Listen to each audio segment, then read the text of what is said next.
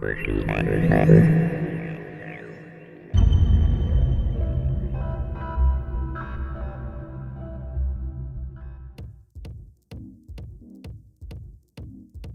everyone, for this week's edition of Off the Cuff, we're going to take a look at the city of Boston. A couple of things from Boston.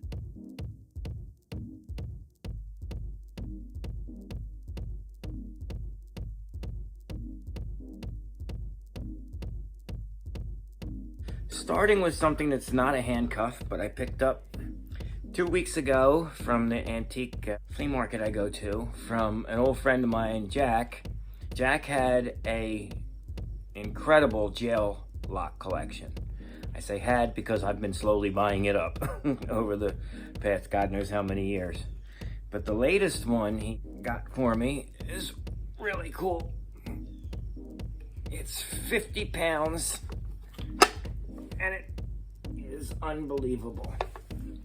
It's a dual key system and it came from the Charles Street Jail in Boston, Massachusetts, a place near and dear to my heart because I once got my picture taken inside one of the cells, right here. Now, the reason I did it was because of a stupid mistake on my part. I thought that was the Tombs, where Houdini did an escape in like 1906. So I researched where the cell was and everything, but I was in the wrong jail. Why was I in the wrong jail? Because it was just a mix-up on my part. But anyway, now it's a restaurant. It's pretty cool. But I still like the Charles Street Jail because maybe he did an escape from there. I didn't research that part yet. I'm sure somebody did and can leave it in the comments. Because I'm still going through my library. I haven't had a chance really to go through. There's a few Houdini items that I have to look up. A few comments I made that I'm still trying to track down the source to it. But anyway, this lock was a corridor lock from the Charles Street Jail. The jail was built in 1850, and Jack was kind enough to provide me with the provenance of this, which I'll put in at the end of the video. It's weird because it has a button up top. On the back, you can see where the bars originally were. That's the top key. It weighs 50 pounds, did I mention? And then you can bring it back once, back in like this, okay? Once the bolt's in, you use the bottom lock key, to move out the deadbolt, right there. And you have to push the button to bring it back in. And they would be able to deadbolt it during the day or whatever, and operate the other lock at night. The top key compared to the bottom key. Now he said that at some point this one might have been repaired, but all I see is some scratches. I don't see any welds or anything like that. Like I said, it weighs 50 pounds, and it was from the old Charles Street Jail. And the reason I like the Charles Street Jail is because there's a good chance it may be when Houdini was going to do an escape at a jail in Boston, because he had a huge audience and a big fan club in Boston. Maybe this lock dissuaded him, shall we say, from trying it at the Charles Street Jail and going to the Tombs instead. Who knows? But I figure why not stick with the Boston theme and look at a cuff known as the Boston cuff. Now I looked at these before, but since then I've learned a few things. Okay, these are the Walden cuffs, and my particular pair say Walden Tool Company, Boston, Massachusetts on the one, and on the back we'll go with this one. It's weird because the patinas, it's like darker patina on the back of one cuff and the front of the other. It's almost just like they rubbed off, but you can, just by flipping it around, you can read it. Anyway, on this one it says Walden lock handcuff, patent applied for. He applied for the patent around in 1917, and I don't think it was granted until 1918. and they were made obviously in Boston. They were nicknamed the lady cuffs because they were so dainty, but nonetheless they are secure.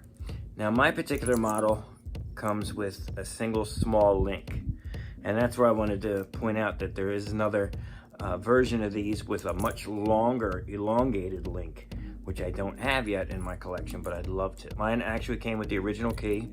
I got these from an auction house. It was a horror show trying to get them.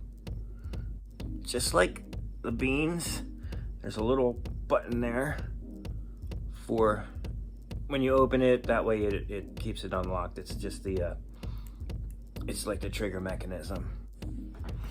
It's a very dainty little key, and you just turn it that way and boom, she opens up right up. One side of mine works better than the other.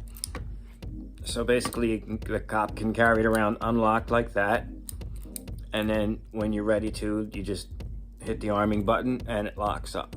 But while I have it open, I wanted to show you something neat. It's not exactly looking secure, is it? And the actual patent says that to make them cheaper, he uses steel wire. So these are actually made out of wire, which I thought was pretty cool. Because even though it seems like you'd be able to snap them, these suckers are strong, let me tell you. I imagine that it would be almost impossible to cut them with wire cutters if you were trying to get them off without taking a whole bunch of your skin off with it. So that's probably a good deterrent right there. Now, I know that folklore tells us that these cuffs were often mistaken for toy cuffs, which I can actually obviously understand. And I imagine that a lot of them ended up, you know, after say a cop retired and passed away and he gave these to his kids. I'm sure a lot of little kids found these and thought grandpa bought them a pair of toy handcuffs, especially probably in the 1950s when a lot of the westerns were coming out on TV and in the movies, and you know, little kids were buying handcuffs left and right, toy cuffs that is, with the cap guns and that look like real guns. It looked like toy versions of beans, don't they? The profile anyway. Just like in England, toy cuffs look like derbies. You know, in America, the toy cuffs look like whatever the cops are using, pretty much. And these probably could have been mistaken for toy bean cuffs. They were made, like I said, in Boston. They were favored by detectives, according to the stories. They were nicknamed lady cuffs because they were so dainty. And, you know, just like everything else, they just fell out of fashion. But I really like them. They're extraordinarily lightweight, very thin lock case. I mean, there's really nothing to it. But they are strong cuffs. That's, you know, the clevis is good, the swivels are good, and it's neat how they just curved that sucker around. So it probably wasn't that difficult to make the pieces for this thing. I'd like to get my hands on a catalog to see how much they retailed for back then. That'll be neat to see. And like a lot of other cuffs from the early 20th century, they probably ended up in scrap drives during the Second World War. So that's why they're so scarce.